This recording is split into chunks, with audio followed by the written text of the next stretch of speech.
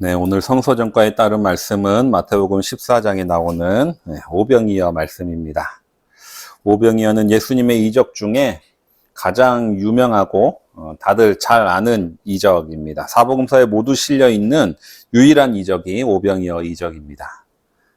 그만큼 성경에서도 중요하게 다뤄지는 이적인데요.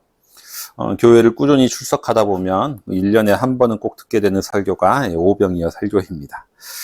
우리 바라본 교회도 첫 예배 때 오병이어 말씀을 함께 살펴봤습니다. 오늘 말씀 13절에 보면 예수님께서 무언가를 들으시고 외딴 곳으로 이동하셨다.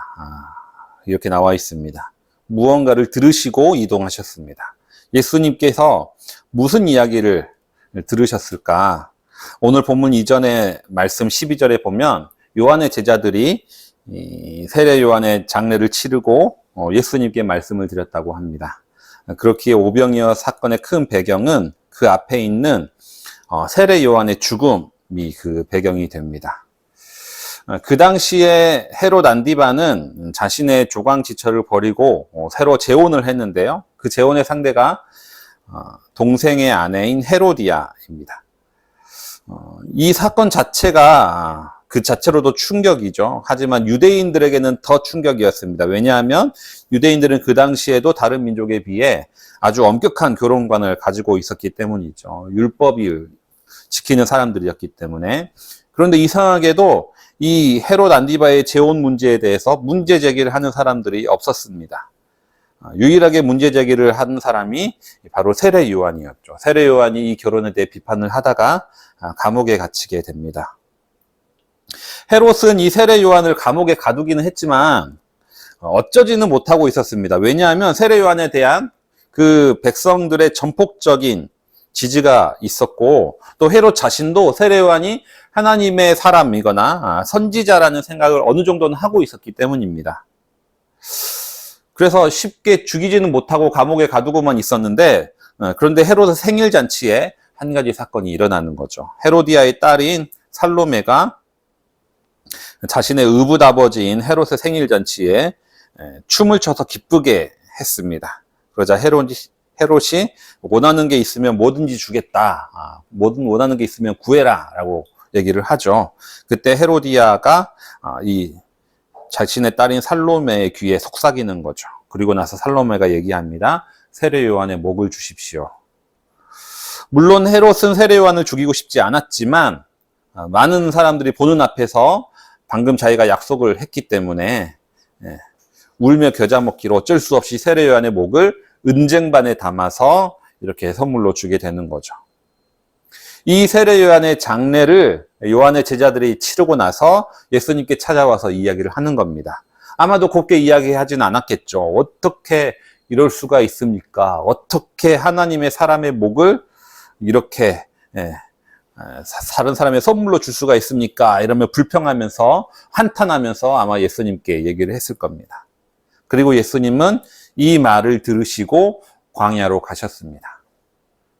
그리고 이 소식을 듣고 사람들이 또 예수님이 있는 곳으로 몰려들기 시작했던 것이죠. 아마도 이들은 세례 요한이 죽었다는 소식에 큰 충격을 받았을 것입니다. 그리고 그 세례 요한의 제자들이 예수님과 만났다더라, 서로 이야기를 나눴다더라 하는 것도 들었겠죠. 그 당시에 갈릴리에서 이스라엘 백성들이 찾아가서 당신이 메시아입니까? 라고 물어본 사람이 두 사람입니다. 한 명은 세례 요한이고 한 명은 예수님인 거죠. 그러니까 갈릴리에서 백성들이 우리의 메시아일지도 모른다. 로마로부터 해방시켜줄 물론 정치적인 메시아였지만 우리의 메시아일지도 모른다라고 꼽았던 사람들이 두 명이었다는 거죠. 그런데 그 두 사람 중에 한 명인 세례 요한이 죽었습니다. 이거는 그 당시 백성들에게는 갈릴리에 살아가는 백성들에게 엄청난 충격으로 다가왔던 거죠. 그렇기 때문에 예수님께 모여든 이 사람들은 이전에 예수님이 말씀을 가르치실 때 그 은혜로운 말씀을 들으러 온 사람들과 차원이 달랐습니다. 남성만 5,000명이 모였는데요. 아마도 여자와 어린아이들과 노인까지 합치면 전체 10,000명 이상 모였을 것이라고 생각합니다.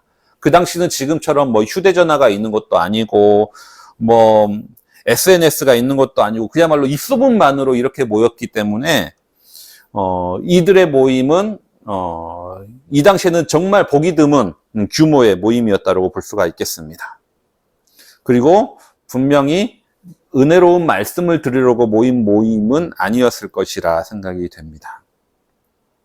우리나라 민주화 운동 중에 1987년에 일어난 6월 항쟁이 있습니다.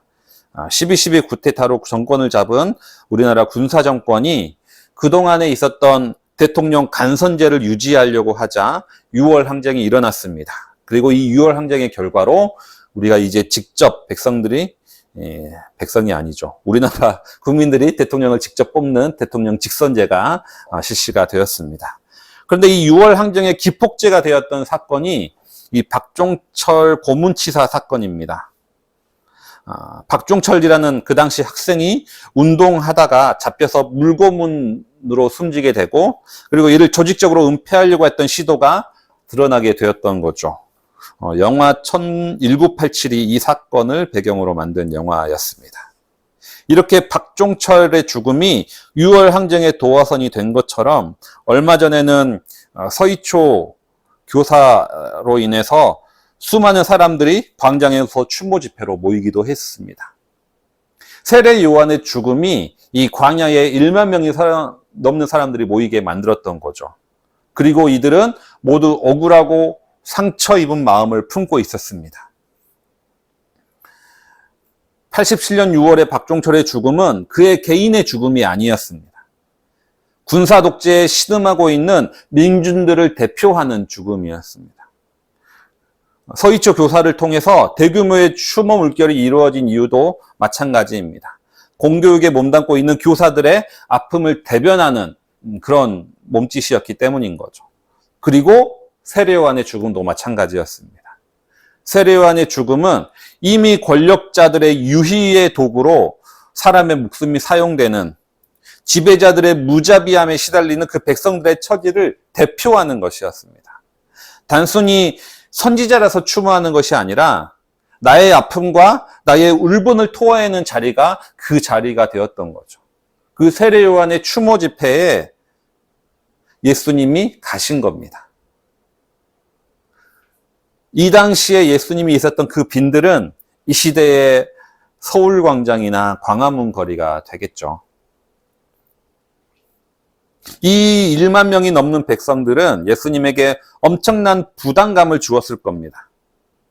이들은 예수님께 바라고 요구하는 것들이 있었기 때문에 그런 거죠. 그들은 예수님이 자신들의 억울함을 풀어줄 것을 기대하고 있었고, 더 나아가 로마와 그 부역자들의 압제로부터 해방시켜 주기를 바라고 있었습니다. 하지만 이 백성들이 요구하는 것은 예수님의 사역 방향과는 달랐던 겁니다. 우리는 나에게 어떤 목적을 가지고 접근하는 사람들을 부담스러워합니다. 자신이 원하는 방향으로 나를 움직이려고 하고 나에게 영향을 미치려고 하면 우리는 그 사람들을 만나기를 꺼려합니다. 그리고 만날 때에도 상당히 방어적이 되고 나를 보호하는 것이 더 우선이 될 때가 있습니다. 그런데 예수님은 이 수많은 무리들, 10,000명이 넘는 이 무리들을 보고 그들을 피하는 것이 아니라, 그들 때문에 부담을 느끼고 자기를 보호하려고 하는 것이 아니라, 오늘 말씀에 보면 그들을 불쌍히 여겼다라고 이야기를 하고 있습니다. 예수님은 자신을 향한 요구에 그 이면에 있는 이 백성들의 마음에 있는 아픔과 상처를 바라볼 수 있었기 때문에 그런 것이죠. 요한복음 11장에서 나사로가 죽었을 때 예수님이 찾아오자 마르다와 마리아가 예수님께 했던 말이 있습니다. 둘이 똑같이 얘기합니다. 그 첫 마디가 뭐냐면 예수님을 향한 원망입니다. 주님이 여기를 떠나지 않았더라면 우리 오빠가 죽지 않았을 겁니다. 즉 자신들을 떠나간 예수님을 향한 원망 섞인 말을 예수님에게 첫 마디로 합니다. 만약에 저라면 제가 이런 얘기를 들으면 급한 일이 있어서 어쩔 수 없었다라고 자기 변명하기에 바빴을 겁니다. 아니면 어떤 사람은 내가 너희 가족만 보살피는 사람이냐, 나도 할 일이 있다 하면서 화를 낼지도 모르겠습니다. 하지만 예수님은 이렇게 반응하지 않으셨던 거죠. 예수님은 이 원망 너머에 있는 아픔과 상처를 보시는 분이십니다. 이들은 예수님에게 정말 이렇게 얘기하고 싶었던 거죠. 자신의 아픔을 표현하다 보니까 이게 나도 모르게 원망의 말로 섞여 나오게 되는 거죠. 그리고 예수님은 이걸 이해하셨습니다. 얼마 전에 저희 가족이 차를 타고 집에 들어가는데 갑자기 하임이가 나한테 화를 내면서 내비게이션을 안 켜고 가냐고, 그러니까 집에 늦게 가는 거 아니냐고 갑자기 막 화를 내더라고요. 왜냐하면 이게 화장실이 급한 상황이었거든요. 그래서 저는 이제 갑자기 운전 잘하고 있는데 화를 내니까 억울한 거죠. 그래서 내비 안 켜고 길을 가고 있다라고 변명하기에 급급했습니다. 그런데 이제 제 아내는 하임이가 화를 내는 그 이면의 마음을 이해하는 거죠. 금방 쌀 것 같아서 불안하다 보니까 그 불안이 화로 표현되는 걸 아는 겁니다. 그래서 옆에 있는 주유소를 가자며 솔루션을 제공했고, 그 이후 가정에 평안이 왔다라는 이야기가 있습니다. 저는 예정이 없던 주유를 하고 아들이 화를 내자 저는 그 화에 집중을 하다 보니까 나도 화가 났는데, 이제 그게 불안함이 화로 표현되는 거구나라는 것을 아내는 알았던 거죠. 많은 사람들이 예수님을 찾아와서 예수님을 향해서 요구하기 시작합니다. 하지만 예수님은 그 요구의 이면에 그 피집의 백성으로서 겪는 아픔과 상처가 있다는 것을 아셨습니다. 그래서 예수님은 그 백성들을 피하고 멀리하는 것이 아니라 그들을 불쌍히 여기셨습니다. 그리고 그 병자들을 치유해 주시기 시작하셨던 거죠. 저녁 시간이 되었습니다. 시간이 오래 흘렀습니다. 그리고 제자들은 이제 돌려보내자라고 얘기를 합니다. 그런데 예수님은 제자들에게 너희가 먹을 것을 주라고 말씀하시는 거죠. 그리고 나서 오병이어 기적을 베풀어 주십니다. 왜 예수님은 오병이어 기적을 베푸셨을까요? 물론 이들은 귀족들은 아닙니다. 가난한 백성들입니다. 그렇다고 또 밥 굶을 정도도 아닙니다. 뭐 구걸하는 사람들이 모인 것도 아닌 거죠. 제자들 말처럼 돌려보내면 알아서 자기 밥 챙겨 먹을 사람들입니다. 그만하니까 또 제자들도 집으로 돌려보내자고 했겠죠. 그런데 굳이 예수님은 저녁이 되었음에도 불구하고 직접 기적을 베푸셔서 이들에게 오병이어 기적을 베푸셔서 떡과 물고기를 대접하십니다. 그 이유는 무엇일까? 예수님의 의도를 우리가 정확하게 알 수는 없지만 한 가지 확실한 거는 예수님은 이 상처 입은 백성들과 더 오래 함께 하고 싶으셨다는 사실입니다. 명절이나 방학에 이제 외가 가거나 친척 집에 가서 놀고 나면 집에 돌아갈 시간이 됐는데 할머니가 조금이라도 더 붙잡고 싶어서 하는 말이 있습니다. 곧 밥 때 되니까 밥 먹고 가, 이렇게 얘기하는 거죠. 조금이라도 붙잡고 싶어서, 오래 같이 있고 싶어서 하시는 말씀입니다. 예수님도 이들을 더 붙잡고 싶으셨던 것 같습니다. 더 오래 함께하고 싶었던 거죠. 저녁 먹고 가라, 이렇게 얘기하신 겁니다. 상처 입은 사람들, 마음에 울분이 있는 사람들과 어느 정도는 같이 있을 수 있겠죠. 하지만 오랫동안 함께 있고 싶어하는 사람들은 많지가 않습니다. 상처가 많은 사람들과 함께 있다 보면 내 마음도 힘들어집니다. 감정이라는 것이 전이가 되기 때문에 그런 거죠. 그런데 예수님은 오히려 이들과 더 같이 있고 싶어 했습니다. 더 오래 같이 함께하고 싶어 했던 거죠.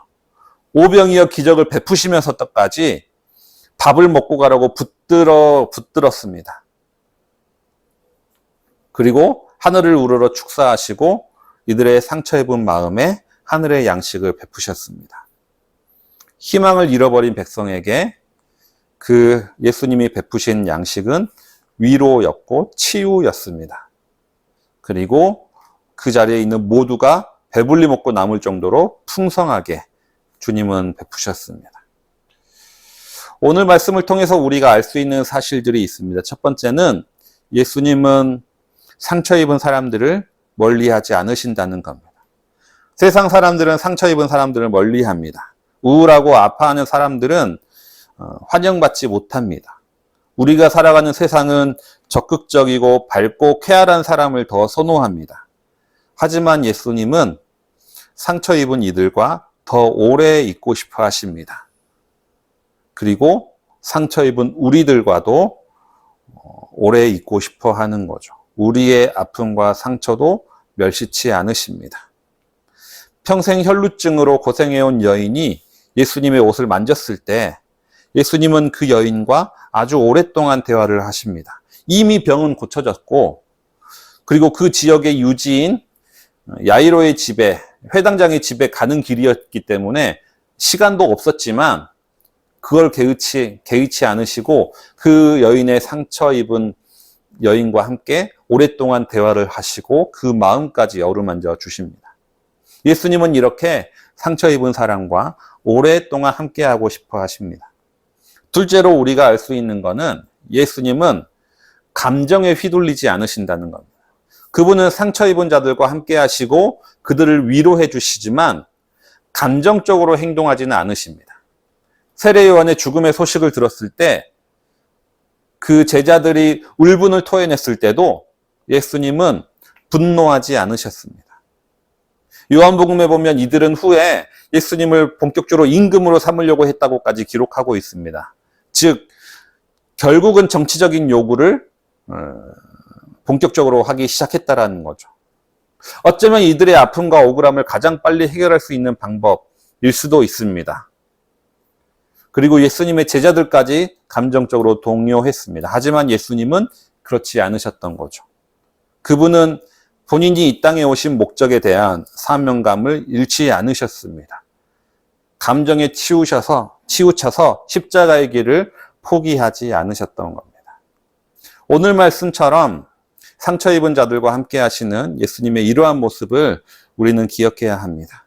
우리는 이들과 함께 해야 되지만 또 감정에 휘둘려서는 안 되는 거죠. 이렇게 이웃들에게 함께 하시면서 그들을 위로하시고 하늘의 양식을 먹으셨던 그 예수님의 그 마음을 우리 닮아가시는 모든 성도님들 되시기 바랍니다.